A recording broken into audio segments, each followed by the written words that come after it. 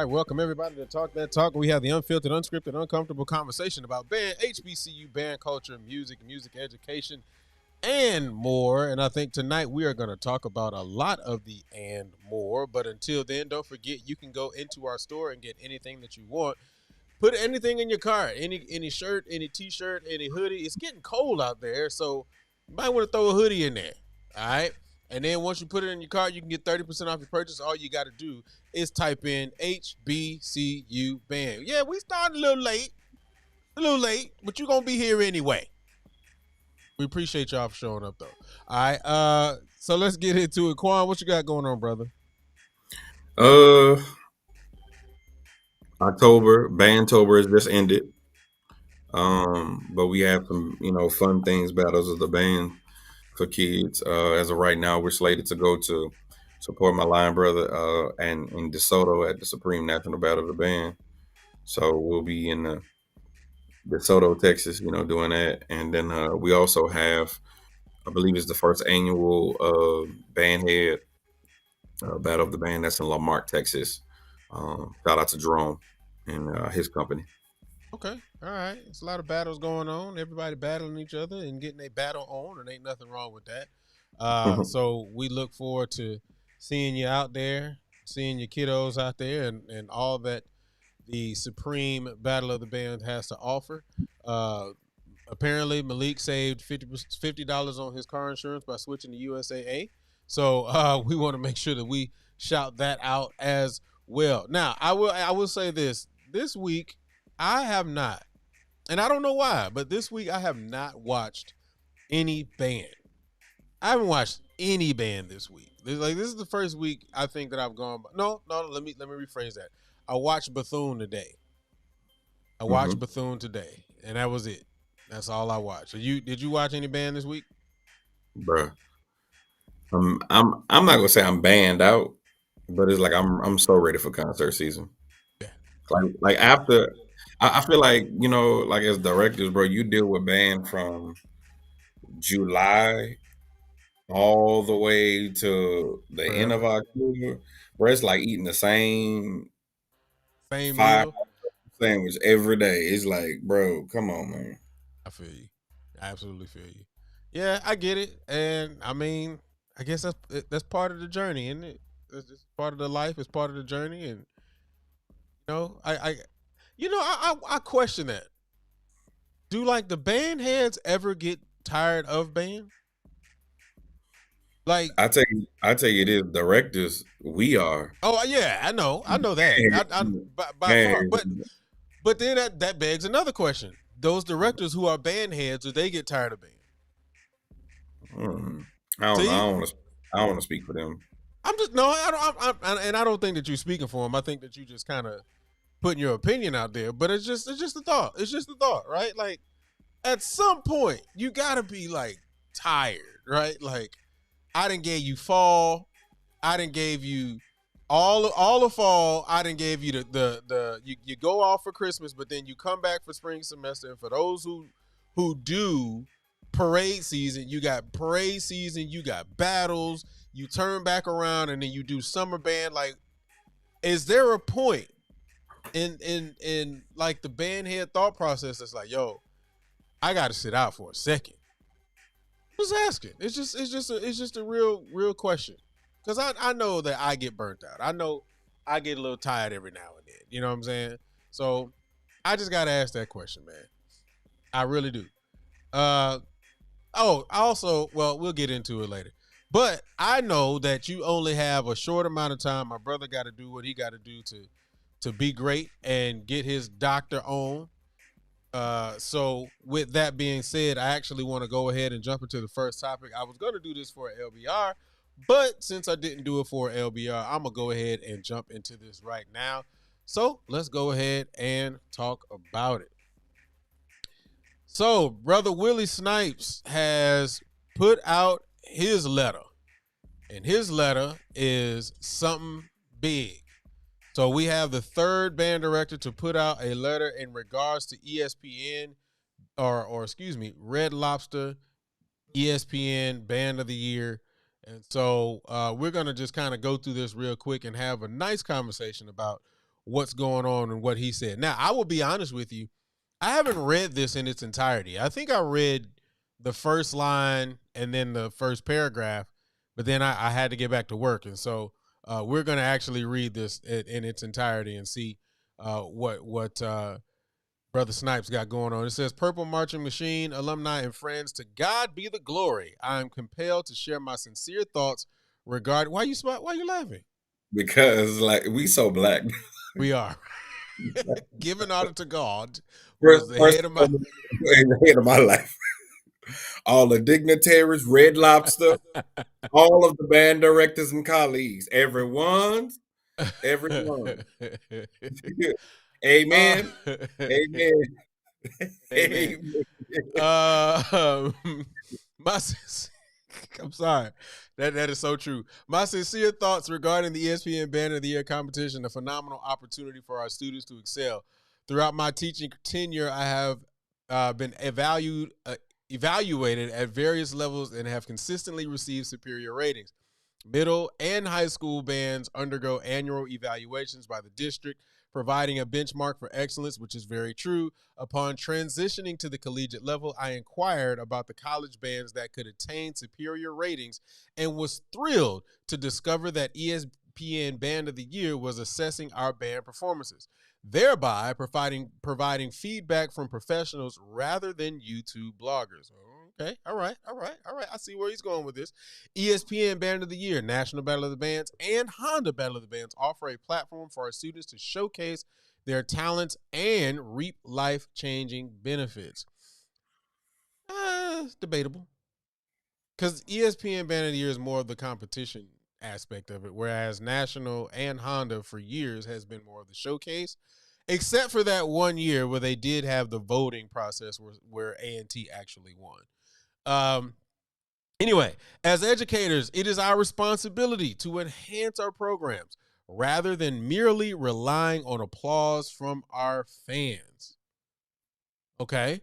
We must strive for excellence, pushing ourselves and our students to reach unprecedented heights, whether we win, lose, or draw. It is ultimately a friendly competition. That part I absolutely agree with.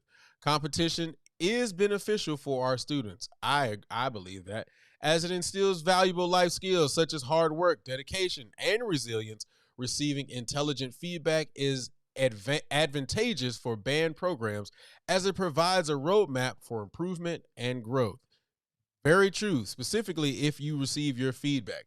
I respect the decisions of band directors or bands that opt out of participation, acknowledging that every program faces unique challenges. I wish my peers continued success, urging them to strive for excellence and profoundly impact the lives of their students.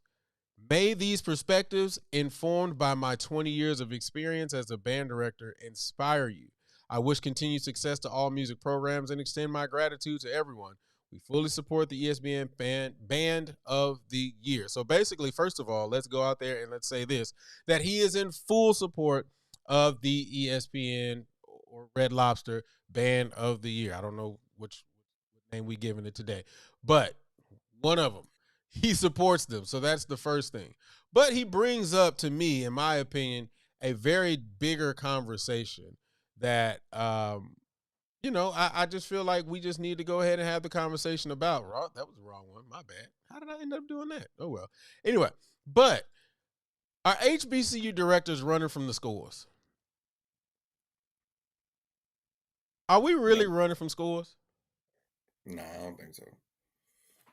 We really gonna get into it tonight? Because I gotta, you know, I mean, we're not on here just to, just kumbaya, brother. We here yeah. to talk. All right. So if we want to really talk about it, I don't think I don't think anyone's ducking the smoke because the bands that decided to step out, if we just gonna be honest, they don't need it. The bands that wrote their letters, um, honestly, they don't need anyone. They know for a fact Bethune Cookman is a top 5 band in the country. Jackson State can arguably be the top 3 band in the country, if not number 1, right? They don't need, honestly, when you at the top of the mountain, you're the undisputed champion according to peers. I don't need an opinion of an adjudicator. So really, I'm doing you a favor. Nah, you got to feel where I'm about to go. I'm gonna put a little more meat on the bread. Pause. Hey man, My hey whole man, I'm gonna go ahead and let you land your plane. You got it. Yeah, because my whole point is this: Bethune don't need it. Jackson State don't need it. Truth is, Southern don't need it. TSU don't need it. And there's other plethora of schools that really they don't need it. That's the truth. They don't need it. And honestly, some of these band competitions need them more. They need the prayer views and so forth and so on because they need them to fill the seats. At the end of the day, yes, this is a sport, this is an art, but this is about where I come from. We say l'argent. This is about money. So let's not act like this is just something that's just small. Now, that's my first point. My second thing is this. If I was Prof Snipes, which is a cool guy, down to earth, frat brother, both ways, Mason, all that. If I was him, that would make sense. You're the reigning champion, so to speak, in the competition. So I am going to support. He was. And now I don't know the travel process, but do they pay for travel for them to go? It's my understanding that they do. Yes. Okay, so if they do, let's keep it a thou wow, bro. That man's job, and as band directors at that level, your job is on the line every year. I never forget Hamer told me, he said, if you try something new, you're either the model or the martyr. Pick one. Right now, Prop Snipes is solidified at Miles College. They won last year, 9 out of 10. He has a genuine fair chance of winning it this year. So I would say it too. Because honestly, the last 2 months, two of the big dogs walked away from the fight. Everybody was expecting Jackson State to go. Let's be real. So now you took Jackson Bethune out of that large category, right? And I feel like at the end of the day, we've had our conversations about the discrepancies with scoring. I personally feel like that's really what it's about. The discrepancies in the scoring. We never, and I don't know if you want to go there, but hey, we can go there. We had conversation with Florida Memorial last year. We know about that conversation. We knew that last year that quote unquote that it was said that yeah they won but they didn't win because they didn't have uniforms and uniform was taken into consideration and so forth and so on. But it was also a year that they won it and they didn't have uniforms. So my whole point is when you have gray areas like that, man, people don't want to be bothered with that. They got other things to be worried about. That's my whole point. So I feel like there's a little biasness going on from my dog, respectfully. So, I guess you yield your time, right? Yeah, speaker. I yield my time.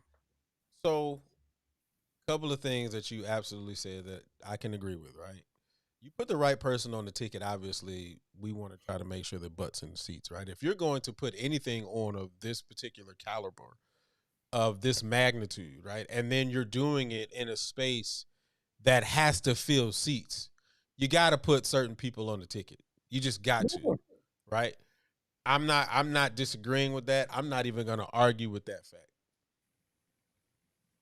I don't even disagree in the fact that while they were the reigning champions of their division, that they should obviously and honestly, you should be the person who's going to be in favor of said thing because of the fact that you the reigning champion.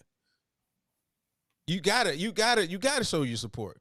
Now, and that doesn't mean that him showing the support doesn't also align with what he truly believes in too. Right? So I do want to put that out there. But I don't know if I can agree with the just because they're on top scores, they don't need the scores, right? Let me clarify. Go ahead, go ahead. They, Go ahead. they don't. So I'm gonna stand on that hill. I don't feel like they need the scores, and I don't feel like they need the competition. Okay. What I'm saying is going to this competition. Do you feel like that would make Jackson State fall off the pinnacle of where they are right now, in your opinion? No. Okay, so at this point, what's the benefit of them going and not going? So you're kind of dancing around or dancing into exactly what I was about to say, right? You and I both know that a level of adjudication with feedback provided makes us better. I Can we agree. both agree on that? Absolutely. All right. So the reality of it is, we've also agreed in the fact that if Jackson goes, whether they win, lose, or draw, Jackson is going to have the same fans regardless. Correct. That does not mean they, as good of a program as they are above improvement based on the adjudication and the feedback that is provided from said adjudication. Because what you're saying is Jackson doesn't need improvement. What you're saying is Bethune doesn't need improvement. What you're also saying is Blue Devils don't need improvement. What you're also saying is programs that go to BOA that are phenomenal don't need improvement because they're all being scored and judged. And they all receive feedback in order to improve on the greatness that they already have. Improve the musicality, the music education of every single student that's within their program. That's where I don't know if I agree with you on, but go ahead, brother. Okay, so this is my thing. I was writing my notes down. We're gonna have a diplomatic show Yeah, tonight. yeah, yeah. You know, I keeps my notes, brother. I Yeah. keeps my notes. So I feel what you're saying, but my rebuttal would be this: all we see as the fans are numbers. We don't even see the scores. So if they were saying, all right, at measure on this particular drill, at measure two, at mark 230, the instep on this back hash was incorrect and yada yada this and yada. If they was putting that for the masses, I'll be like, you're right. All we see every week or every month, so to speak, is a different number ranking system. Now, you and I can agree that two bands are still in the top 10 who said, I don't even want to be in it. Agreed. Then we don't even know the true depiction of what field show for what month they're observing, as well as the numerical system or methodology on teams with auxiliaries and who don't, if they had a concert number that week or not. So there's so much great subjectiveness to it all, to where those top tier bands is like, so again, what is the benefit for me? That's all I'm saying. So I'm not disagreeing that no one is above reproach. So I do believe in the adjudication process. That's why I'm going to the Supreme National Battle of the Band. That's why I'm going to other things. And I what pisses me off the most, and when we go to these competitions and they be like, well, blend and balance need to be better. Oh, okay. So for what section though? Or in steps wasn't had the same energy. Okay, what part? Or you like if you're not giving me feedback to get me better, then it was a waste of my time. And that's personally how I feel. I'm speaking for them retrospectively, right? for what Bethune and Jackson is saying. I'm gonna go to this competition, and I don't like the adjudication methodology system. So I'm going for what? To say I went on a trip? If they was giving them scores, bro, I'll be like, go ahead, give them scores. Say what it is. Nah, I feel like your step 2 drill was yada yada, or it was melancholy, or blase blase blah. I'm not knocking it. But if you telling me it's a number system and I don't even see my scores, man, all right, bro. I'm doing you a favor. Real talk. All right. So the thing that I can agree on is there is definitely a lot of gray area in there. There's a lot of question marks that are still being asked. There are a lot of things that are happening within this process that people still have massive questions about, still don't get, still are curious about, still about the scoring process, so on and so forth, right? All those things I can agree with you on. Mm-hmm. I can even go so far as to agree with the fact that, based on that alone, could be reasons why bands choose to not participate. Could be reasons. Mm-hmm. We can say that, right? What I don't agree with was what you started with. You started with the fans don't get to see X, Y, and Z, right? Mm-hmm. We don't see that from any scoring situation. What are we talking about? I can go to DCI and I can look at their caption breakdown, but I don't see or hear any of the recap. Like I don't see anything that or hear anything that the judges gave. All of that stuff goes to the band. Mm-hmm. So I don't think that even counts. I don't. Yep. Like so when I can agree that some of the judging stuff that I see that comes from BOTY is a little off. It's a little weird. But if I go in there, I still see numbers no different than if I go to DCI, I can see their numbers. No different than if I go to Texas UIL right now, I can see everybody's numbers. So I don't know if that is a viable argument for not wanting to participate. Again, I will 100% say that the uneasiness of stuff, I get you. But I still say at the end of the day, if we're doing it or if scores make us better, then why not participate in the scoring system that we get feedback on that will possibly make us better? Right? Because let's be real, the fan comments we listen to. Mm-hmm. So how do you listen to one but not listen to the other? So I guess I got a twofold question now. So let me just make this comment. The comment was, but the adjudication for the people, but you got people that are being adjudicated who don't even want to be in the competition. That's like, so it's like that's like saying, Julie, I want to fight you.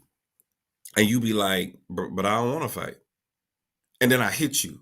And then somebody be like, man, Quan beat up Julian. And it's like, but Julian didn't want to fight the whole time. So why are you scoring around for a fight that the other person didn't even want to be in?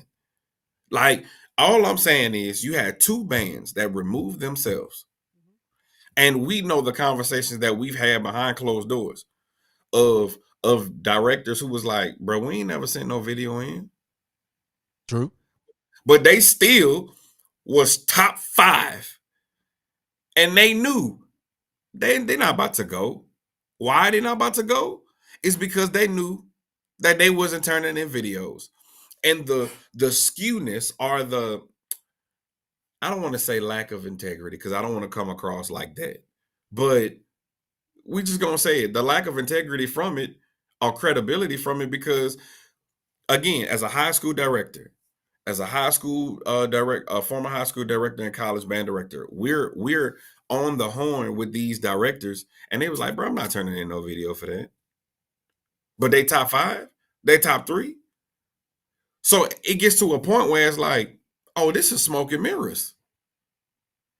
You know that, and I know that. You dig what I'm saying? Like, prime example, somebody in the comments said that FAMU scored 1 over NCAT, and FAMU don't even have a dance line. So if you have something, it could hurt you. But if you don't have it, it ain't gonna hurt you, and it's not gonna count against you. It's like, one thing that we could say, and it's not about, and let me be clear when I say this, it's not about black and white. It's not about DCI, HBCU. But I just look at the system of DCI because it's been around longer and they've been able to fix certain things. Everybody has, for the most part, like color guards in DCI of some sort. We know ain't gonna be no woodwinds. Like, it's certain things that we know that is like common. Now, this is the parameters. Be creative mostly around it. When it comes to the HBCU, there's certain discrepancies and things that are just different. And if I was a band director and I wasn't going to benefit from it, then why go? And I do agree that's messed up for the school to misuse the funds from Florida Memorial. But at the end of the day, if they won, they won. Because here's the crazy part. Y'all was judging them the whole year without no uniforms. This is my whole point. You was judging them the whole year. And they was top 1, 2 the whole year in that small division. So what's the difference, bro? I just feel like, man, I just feel like to a point we've bastardized what we think adjudication is. That's all I'm saying. So if I'm a band director and I'm saying I don't want to be in a competition, how you gonna send me adjudication notes? And then my last point before I yield the floor back to you, big dog, is this. Who said that people really listening to the fans? I don't think all them band directors really listening and chiming into them fans, bro. Not like that. Not all of them, bro. I know for a fact, dog. We know some band directors that just really be like, it is what it is. I'm gonna just keep doing me. So I'm just saying. I can agree with that to some degree. I think a lot of band directors. I think a lot of band directors do listen to the fans. I think a lot of the band directors that listen to the fans are some of the ones that tend to get better to some degree. I think some of the ones that are already at their peak sometimes listen to the fans, and then sometimes they don't. And then I think there are some bands that need to listen to the fans that choose not to, and they ain't too hot in the streets. So I mean, I don't know. I guess that's just I think a lot of band directors listen to the fans. Let me ask you this real quick question before we change topics here. If we take out Jackson and we take out Bethune, right? So we already know that those two just completely are out of it, right? Could we then go back and ask the question, are HBCU band directors running from the scores? Because there are still bands who are in the counting or in the number who are actively participating but are saying they don't want to participate behind closed doors. He says Norfolk State is because they don't play Dirty Dan no more. Facts, not playing. But I don't think, bro, nobody's ducking no smoke, bro. I just feel like my mama to this day always would say, I need to text her tonight. Shout out, hey ma, one hand wash the other. One hand wash the other. Some of these people, they need it. Some of these directors, they need it, bro. They need the competition. They need that bigger spotlight than what it is to attract more people. And let's just keep it 1,000. Certain bands, bro, don't have to recruit. Yeah. I can agree to that. Like, come on. Like, certain bands don't have to recruit, Brody. And you know that. Bethune-Cookman been playing the same Ice Cream Man since P stayed in the Calliope. I mean, come on.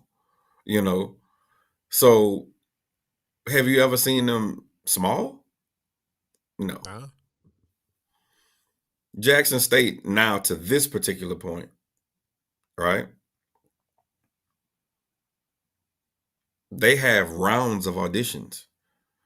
There were some kids that was in Houston that I'm talking about could play their behinds off. That was like, yeah, I ain't make it to the second round.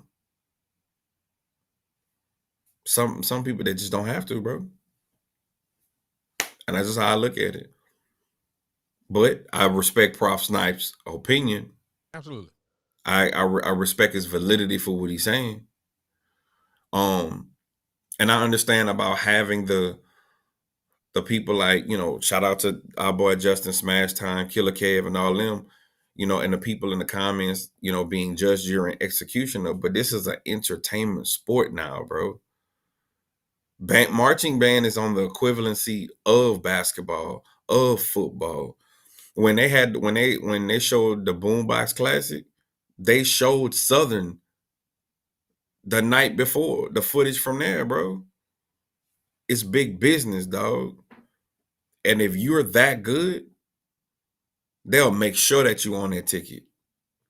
That's all I'm saying. It ain't about no adjudication scores. Because you're not about to open a Mercedes-Benz stadium and you can't fill it.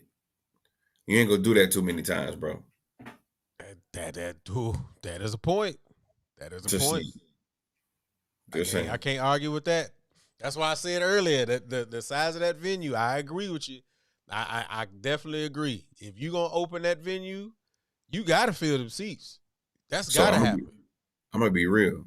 Mark my word. Since Jackson out, and I'm not saying like these schools they got bumped up because like they cheating or something like that. Don't be surprised if Southern in it, if Southern, who else? What we got there? You may get a sleeper like, well, FAMU for sure because they won it. You might get a sleeper like Texas Southern, or you may even slide like an Alabama in there. Watch. So y'all heard it. Y'all heard it here. He just basically gave the list of people from Div 1 that he says that is going to be in the top. So take his list down, and if it happens, we're going to revisit this conversation. I'm going to go ahead and I'm going to cut it, and I'm going to make sure we bring it back. So I want PV to go because I'm going to go. I do. But I also no, don't even say that. How about we just gonna be there anyway? Yeah, we're gonna be there. Yeah, we know. We go. We're gonna be there anyway. We're gonna be there. But I want my school to go. But here's the thing. I also understand the aspect of marketing. I also know that PV is a great band, but I know from a marketing standpoint, with fans, people may be like, yeah, but the Storm's fan base is not like Southern's fan base to get them there. I think that's true to some regard, and the only reason why it's debatable for me is because there are things that you're saying that I agree on, but from a school perspective, the fan base is huge, right? If PV goes, they bring in a lot of people with them, but that's like PV people. You talking about Storm alumni, undergraduate students. Like that year that we went to Honda, that when I was at PV, man, it was packed with PV, right? Yeah. I mean, but I get what you're also saying. The outside audience is not the same. It does. They probably won't have the same draw. So no, I get you. Prime example. If Southern go, bro, here's the thing, bro. Southern has closet fans. Yeah. You know what I'm saying? Like, yeah. Closet fans from other band programs. Yeah, bro. Like They got closet fans, man. So yeah, but I agree that bringing 2 to 4 bands from different states won't fill it. But here's the difference, though. But you gotta bring 4 of the popular bands, though. Like that Div 1 is really your moneymaker. Your Div 2 is your supporting crowd. Yeah. Depending on the region that you're bringing them from. Real talk. And because it's the weekend of the Celebration Bowl, that's not by accident. So you really brought 4 bands on the dime of this group, and you brought 2 more on a dime of a second group. But who all benefiting?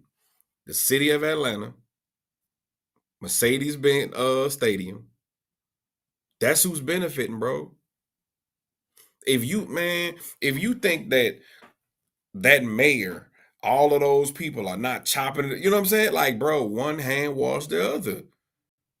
It's That's all. definitely money involved in it. I know that. And we get a check and the band get a check that's cut with 50 G's. But what's 50 G's to the whole city that made 10 million?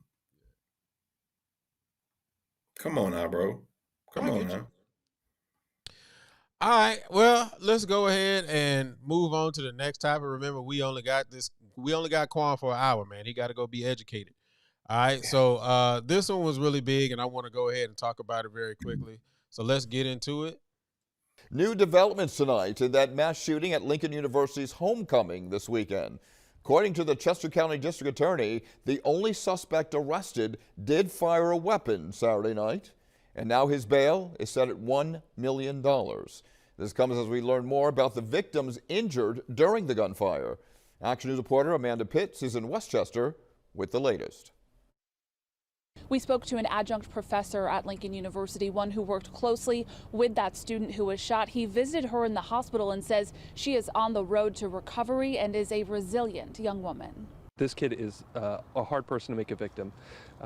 She is on a track to success, and she will not be stopped. Josh Maxwell is chair of the Chester County Commissioners and an adjunct professor at Lincoln University. He says the student who's among those injured in Saturday night's mass shooting on campus during homecoming is on the mend and in good spirits. She knows the challenge ahead, both physically and mentally, and what I can say is that she has a very supportive group of family. She calls them her people. He says she's president of an organization on campus and is described by Maxwell as an extraordinary student leader. She's involved with a lot of things on campus, committed to social change and social progress. While those injured recover and the family of the victim, 20-year-old Juwan Jeffers, mourn their loss, authorities announced today the bail for the man arrested has been increased to $1 million.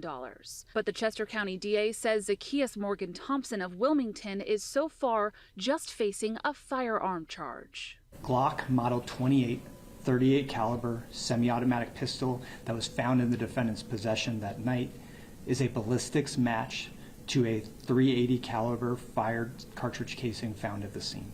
Christopher DeBarena Sorobe says they can't say if a bullet from that gun struck any of the victims. As police continue their investigation, Maxwell says it's on leaders like him. All right. So, I'm just gonna go ahead and get into it, and then we'll talk about it. We'll get into it later on. So let me just go ahead and ask the question here: are universities safe anymore? Have we lost the safety of these universities, specifically around homecoming time? Yeah, absolutely. I mean, unfortunately. And Tomas, like, that comment is perfect. Even what I was going to lead into, that wasn't a mass shooting, bro. It was a public shooting. First of all, it's certain terms that they use as triggering words, but it's not a mass shooting. It was a public shooting, right? And I hate to say it like this, public shootings happen frequently at homecoming because why? You have people who didn't attend the school. You know what I'm saying? Like that's the big difference. You What? know, Hello. I gotta ask you this question. What determines a mass versus a public? a mass shooting is from my understanding, a mass shooting is when you're shooting several different people in a public setting, not just one. Six injured, one dead. Yeah, well, that's a mass shooting. I just want to make sure that listen. I'm not Yeah. trying to negate anything, but I just want to make sure that there's clarity in our conversations here. So yeah, so I had to ask. I just had to ask. But go ahead, brother. My bad. And No, then no, then again, they also said at the end of the report that his gun wasn't necessarily they don't know if his gun was the one that was responsible for the shooting. That's also what they said at the end of that report. But yeah, go ahead.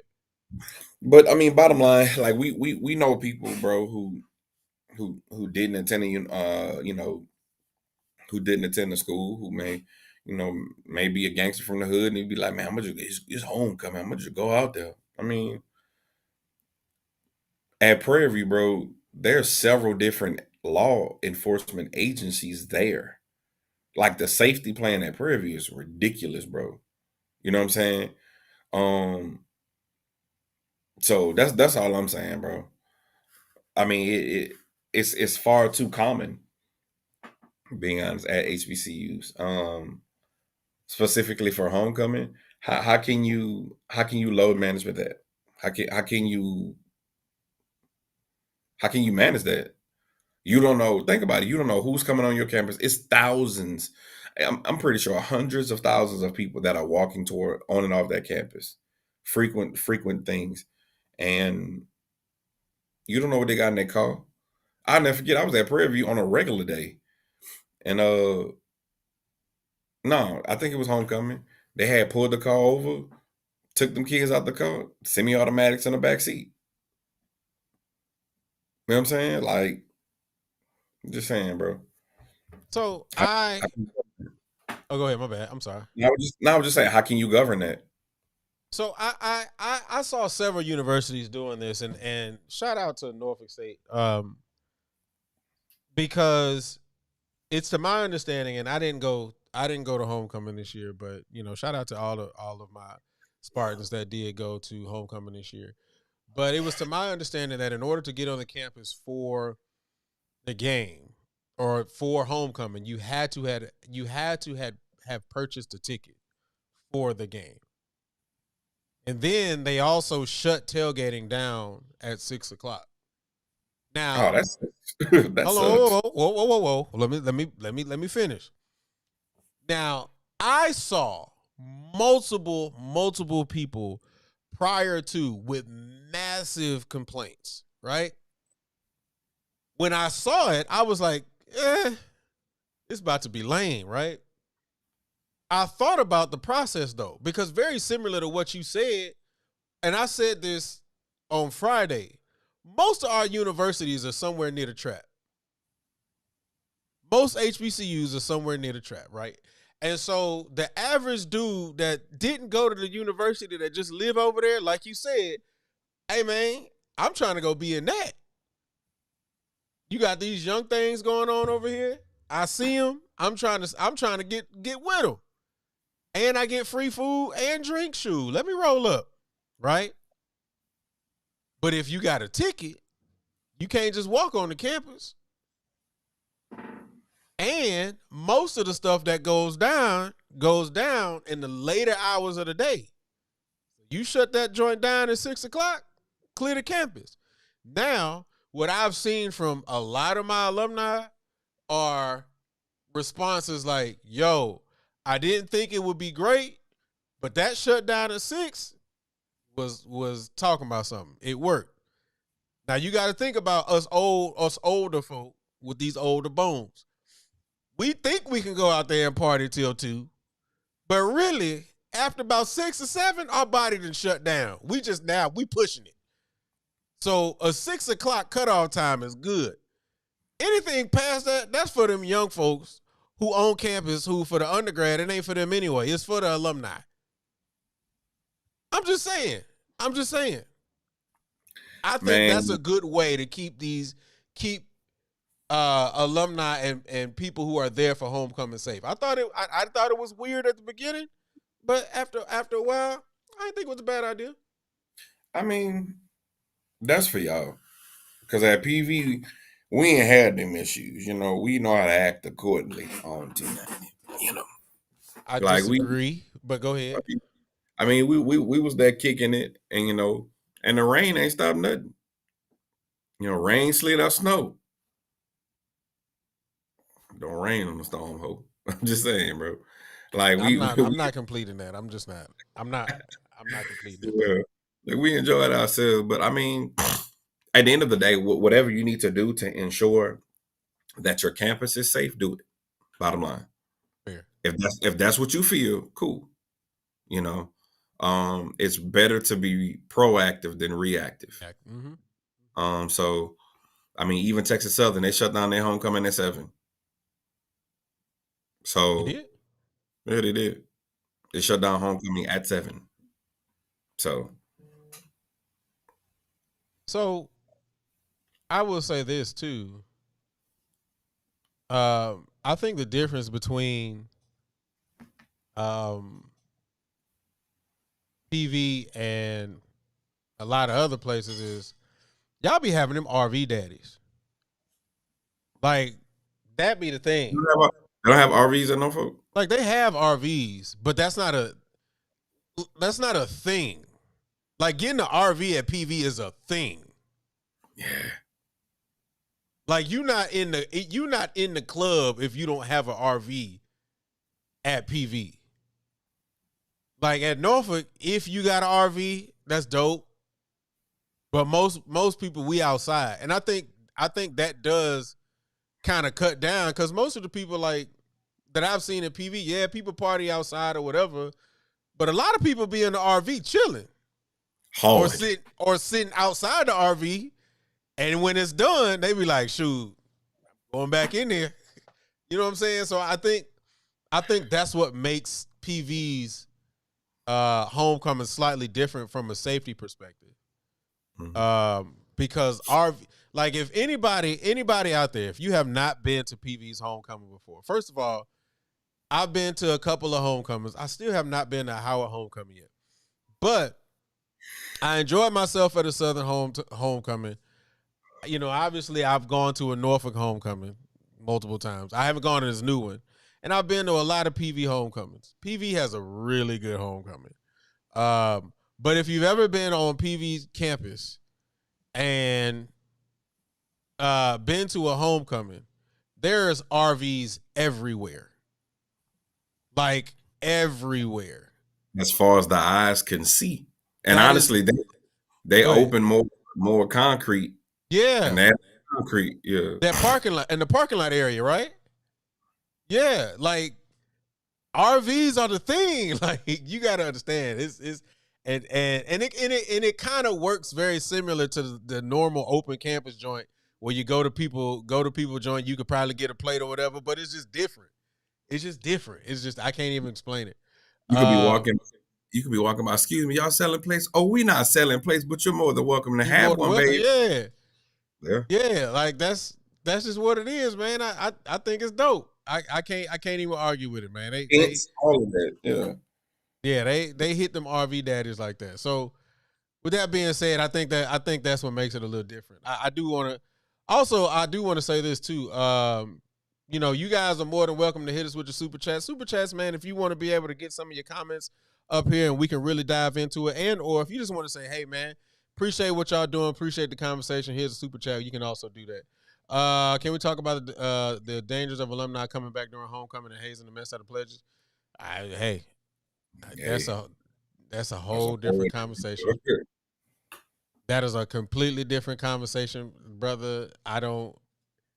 Yeah. That needs to be a whole show. That's what I was thinking to myself. Like, that's a completely different, that's a whole show. That is absolutely a whole show. I don't know if we can get into that. Anyway, but I don't even know how this. Okay, there we go. Let's go ahead and jump into this real quick. Or, matter of fact, we got one more topic before we got to get out of here. I know Quan has got to do what he got to do. We got to make sure he's a scholar. So let me get ready for this, or before we jump into this one, our next topic, y'all go ahead and check this out.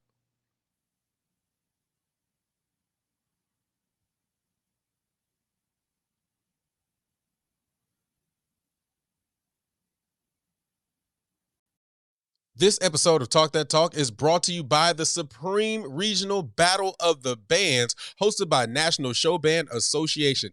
If you want to see 17 high school bands go at it, go down, do all the things, and give some of the greatest field shows you've seen in the state of Texas, you got to be there. Saturday, November 8th. Doors open at 11 a.m. and showtime is at 12 noon. And guess what? It's in DeSoto at Eagle Stadium, 700 Eagle Drive, and DJ Tempo is going to be in the mix. So you got to be there. Go ahead and grab your tickets at nsba.ticketleap.com. And if you need more information, text 346-377-1261. Remember, it's the Supreme Regional Battle of the Bands going down at National Show Band Association. You got to beat me there because I will be there. All right, so let's go ahead and jump back into this. We on our last topic. This is gonna be hard to get through, but we got to have a conversation anyway. So check it out. Two longtime band directors at Cedar Hill High School are on leave today, the focus of a district investigation. As our Chris Sadeghi reports, the district is not saying much, but they have notified parents. We're awaiting more details from Cedar Hill Police about their investigation. What we do know right now is the school district did send a letter to parents informing them about accusations against two band directors. The letter said that the allegations involve former students, adding that none of the allegations involved current students. The two band directors are on leave pending the result of the police investigation. As of now, no arrest or charges. And the district says federal privacy laws prevent them from discussing specifics of personnel matters, but they do say they take reports seriously and are cooperating with the investigation. The letter also assured parents they were working to secure a long-term substitute to lead the band through the events and competitions they prepared for, and make sure kids in the band would continue to receive the support and opportunities to excel, and that safety is their highest priority. Cedar Hill Police say if there's any parents out there who might have more information about the allegations or the investigations into the band directors, they want to hear from you. I'm Chris Sadeghi. Now back to you. All right. So first things first, I want to make it very clear, right, that the report says there are allegations. There's nothing that has been proven. And so because of that, you know, we are only going to be talking or speaking from the idea or the understanding of allegations, not specific to this direct situation, because we don't know what it was. We have no clue. All we know is that there are allegations on the table. There's nothing that's been proven and or talked about. All right. So with that being said, what are ethical expectations of directors, right? Because we don't know what this is. This could have been a hazing thing. This could have been this. We don't know exactly what this could have been, right? But still, we hear so many situations. We hear a lot of things that happen with directors. We hear some things proven to be true, some things said not to be true. Let's just talk ethics here. What are the ethical expectations of directors? To teach your kids and take your ass home. I mean, I ain't gonna lie, bro. I've seen the best. Well, how can I put it? The best of both worlds. I've seen the pixie dust and rainbows, and I've seen the dark side of it, bro. To say that, bro, we don't know band directors who wasn't doing it. Something far, far left. We've seen them. We've seen band directors be accused, and a court of public opinion tore them up, and come to find out, they ain't did nothing. They do nothing. Yeah. We've seen band directors be fired because the parent knew somebody, and you know, that type of situation, bro. I just feel like the ethical thing to do is, bro, CYA yourself in every situation possible. That's the ethical thing to do. Your job is to teach the kids, and I think honestly we're getting to the point where teachers are not going to be loyal to anyone but themselves moving forward. The reality of it is the way, and we know these directors, right? And so because of that, from our experience with them, they upstanding gentlemen to us. Again, the way these things are being phrased is allegations. It's accusatory, but we don't have any facts. Right. So the reality of it is, even when I researched it myself, the first thing that people were saying was these vile, nasty directors and such. So when this truly comes out and opens up all the way up, and whatever it comes out, and let's just say it goes on the side of innocence, y'all ain't gonna believe them at all. So I just look at it like that. That's why that's why when the student walks into my office, hey, turn that light on, because I like to have a lamp on. Turn that light on. Nah, you can't. You can't stay in my office. No, I'm not dropping you off home. Like things that were genuinely innocent and the right thing. You can't take that risk, bro. You cannot take that risk. So what's ethical is do what the book say.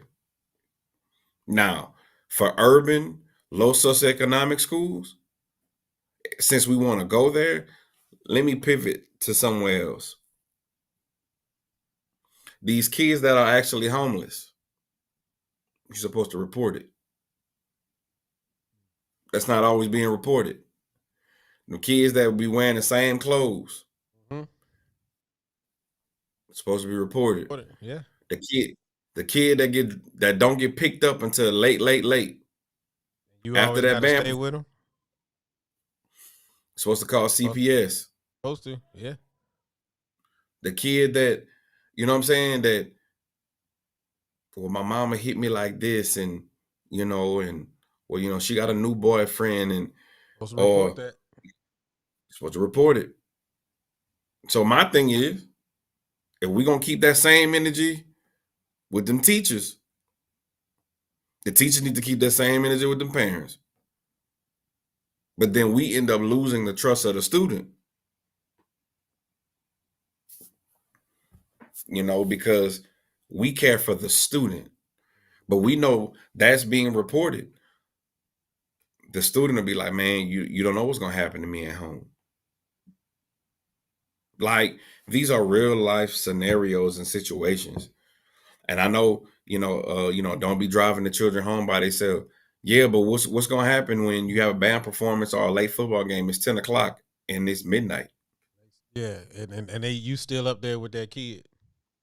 Yeah. You gotta go home. And yeah. You're supposed to call CPS. Like, that's what I'm saying, bro. It's like, again, I don't know the details of this situation, but the question was, what's ethical? Do what the book say.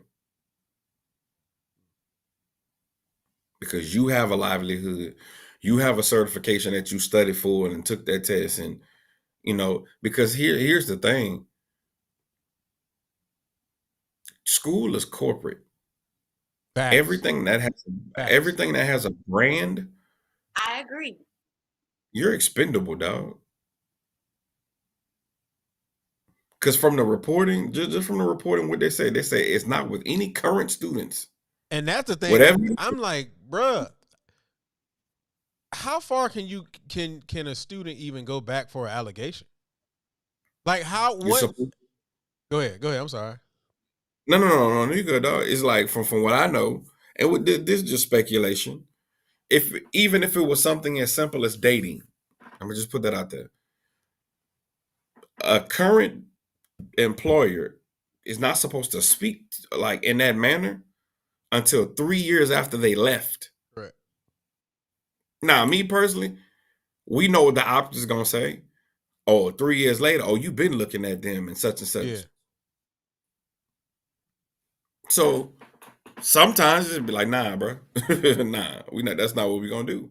But my thing is, at what point like let's just say 3 years later, right? Mhm. Allegation comes out, and it could be anything, man, because it could be an allegation of hazing. We don't know. You know what I'm Right. saying? At what point, unless you were just planning this and plotting this for the last 3 years, where's the evidence that's going to be able to substantiate that? Specifically because going back to what you said, the court of public opinion already is gone. You either way.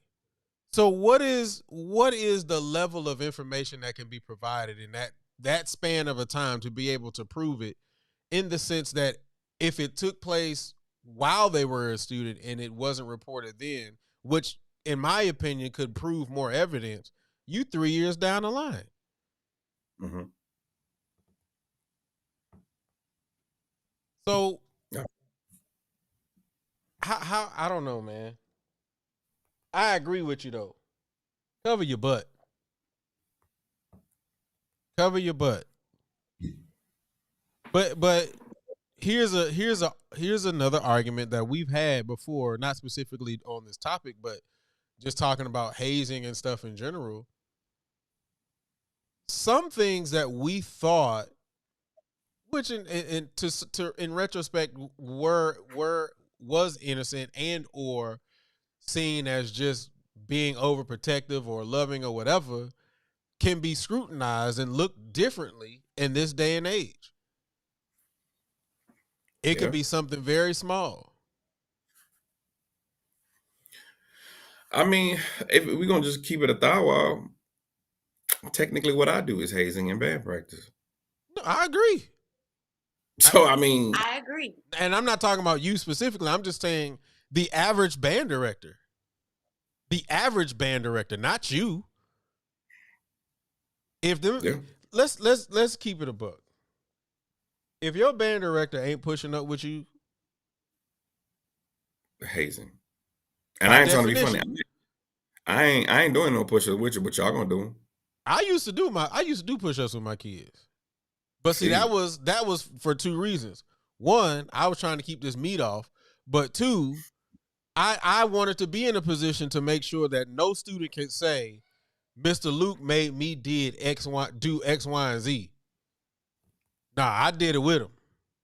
Now, I ain't do it the whole time, but I did it with him. I gave him the examples of what it should look like. I started them off, and then they did it. Even when we did band camp, I would run with them. Yeah. Because I didn't want any student to be like, man, Mr. Luke made me run today. Nah. We did it together. But what's crazy about it is, we don't hear half of a third of the horror stories that speak about in sports. True. That's what really be pissing me off. We don't hear about they didn't want to listen, how they'll duct tape a player to the flagpole, or they'll put you in the towel, bin and put ice in it, and and push it into the middle of the court. Like, we don't like, and this is NBA stories. This ain't this not just high school, bro. Because that's a bag. Like, you could, like, I'm sorry, bro. Like, I'm not sorry, but what you're saying has validity to it. But whether you talking about the league, university, high school, everybody, anybody sees dollar signs. So if it's not to the extreme extent, to the point to where my child was, raped or whatever, if you talking about little hazing incidents, all right, that's cool. Is it gonna get him to the league? It's gonna make a man out of him. Toughen up. Let's not talk about how they stand on that block and they examine them and pull them and poke them, and yeah, you know what I'm saying? How some people who I've talked to who been in the league was like, bro, it's like a slave auction block. Slave auction, yeah. But at the end of the day, and again, I just feel like at the end of the day, certain things in HBCU culture and Black culture is magnified more than anything. Now we're speaking about hazing, like we took a little pivot. Dog, hazing at PWIs is far worse, and people just don't want to talk about it, dog. People really be dying per year. Yeah. I'm talking about alcohol drowning. I didn't even know that was a thing, bro. You see what I'm saying? No, I Like, agree. we not talking about the mental what is it? The mental anguish that some of these people go through playing football at PWIs. You know, the sometimes how the coaches will blackmail these athletes who like, oh, I'll make sure that you'll never go here and play here, and like we don't. But when it comes to ban, oh, there's the ban, because it's black, bro. Like, I wouldn't even say just because it's black. I would argue just because it's banned. Like, cause like, come on, like the perception of people with ban is like the saying, it's just banned. Mm-hmm. Like, why you need to do all that for ban? It's just banned. Like, if I'm gonna do that, if we use all of those same examples that you gave, and we put that in the basketball or football realm, the mindset is, again, I can get to the league. This is my ticket to money. This is a man's sport. This will toughen you up. This will make you better. This will build camaraderie for the team. Like, all of these different things. But then if you put those same attributes, those same examples in the band, people are like, dog, why you doing that for band? It's just band. Like, it ain't even that serious. No, but I'm just saying, it's like that's how they feel because it doesn't bring in l'argent. Right. That's the only difference with it all. Like, here's the truth, bro. I never forget Dave Chappelle said this on the Oprah show years ago. He said, my daddy said, Dave Chappelle's father, he said, man, my daddy said, pick your price. And whenever you pick your price, whenever they get it, leave. The truth is, everybody has a price. Everybody has a price of something. All of what them football players go through, I'm talking about cortisone shots. Knee could be completely broken, maybe. Get that needle in them. Oh, you got to run because they're trying to secure the bag. So at the end of the day, bro, they look at ban as nothing. But this country magnifies black, the fall of black culture and black people more than anything. I'm sorry. Prime example, if you think hazing ain't been going on at other campuses, but the first thing, and I mean, I'm a bruh too, Alpha Phi Alpha hazing, completely gone. What about the other PWIs that was doing it too? That's all I'm saying, bro. It's like, I just feel like at the end of the day, bro, it's they magnify our downfall, but we set ourselves up for it. That's what I'm about to say too. If that's your response is they magnify our downfall, we also put ourselves in the position for it to happen. I agree, because at Southern, it's not even a full year. Whoever their sponsor was, I'd have been like, you young mother, it's not even a year and you still doing it. I'd have been like, I said this on Friday. I said, listen, we need to go back to COVID lines. Meet you virtually, brother. Like, I'm gonna be real. I'm gonna be real, dog. If we really made the qualifications of getting in some of these organizations harder, it would be different. I'm gonna be real. Oh shoot, like it would be different. You know what I'm saying? But I also look at it like this though too. About to say, I ain't want to look at your boobie the whole time. Bro, shut up. I just look at it like this, like becoming a member of Kappa Kappa Psi. You know, for those that don't know my story, I'm gonna just tell you a little bit. I waited No, I could say it now. I'm a brother, whatever. I tried once before. It didn't work out. Cool. I waited 17 years. Like for real. And hold on a second. I'm gonna call you after the podcast, bro. All right. So I waited 17 years to get in. And after I got in, and I was an honorary member, I had people that had, felt some type of way. And that was the first time in my life I sat back and was like, are we focusing on a process of getting in or living the life of the precepts, realizing that I was actually already a member? I just didn't take the obligation yet. Like, do you want a person that lives the precepts, or do you want the precepts to be forced on you, quote unquote, through this process?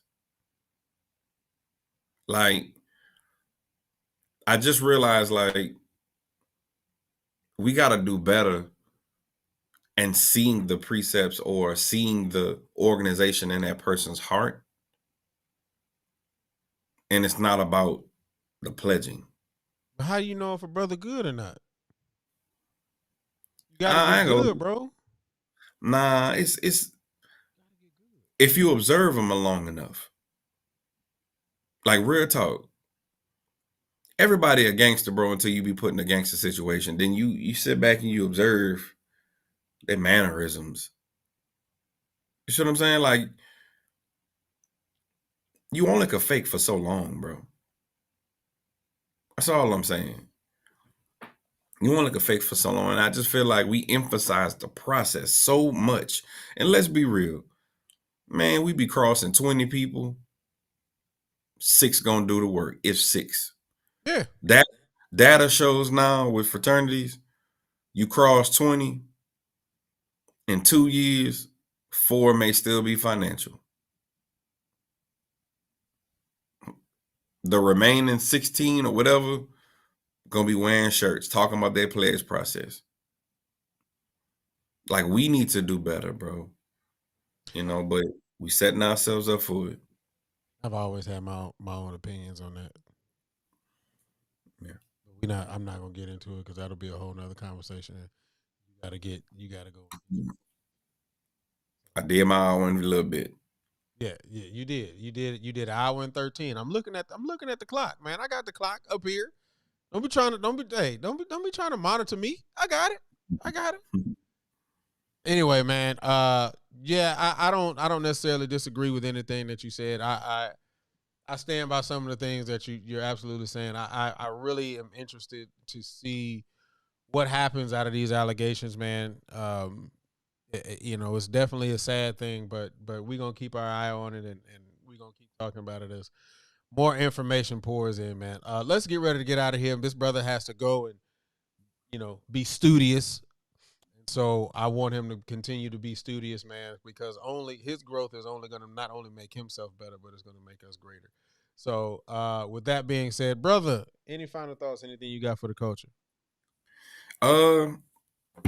Just continue to man, pray for our culture, man. Like, black people, black and brown people as a whole, bro. Like, at the end of the day, man, we got a lot going on, bro, with this country, bro.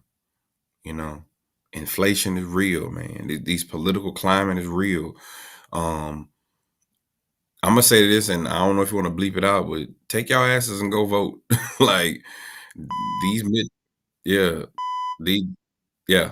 midterms ain't no punk, bro. These midterms is no punk. Like, it's like we need to really honestly put our ear to the streets and look at these policies at the grassroots areas, not just at the federal and national level. We need to really start paying attention, bro. We need to start paying attention on who's your stakeholders for these schools. Honestly, because if not, how the state, I'm gonna just say the state of Texas, how the state of Texas is taking over districts, bro. Now it's I believe Fourth Ward, ISD is possibly Fort about to Worth, be, yeah. bro. Like these people are going to start altering things, bro. And I'm not going to say not in the favor of black and brown people, but you may not have a say so on what's being taught, the functionality of your school. And please understand that prison pipeline is a real thing. That's why so many educated black people and black men, specifically us, it's hard for us right now. It's hard for us because we see where things are going, bro. You know? So like my mama would say, God coming back.